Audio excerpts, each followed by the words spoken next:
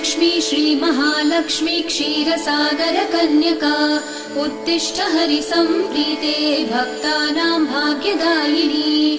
श्रीलक्ष्मी श्रीमहालक्ष्मी क्षीरसागर कन्यका उत्तिष्ठ हरिसम्प्रीते भक्तानां भाग्यदायिनी।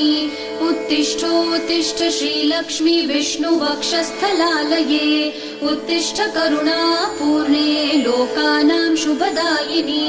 उत्तिष्ठोत्तिष्ठ श्रीलक्ष्मी विष्णुवक्षस्थलालये उत्तिष्ठ करुणापूर्णे लोकानां शुभदायिनी।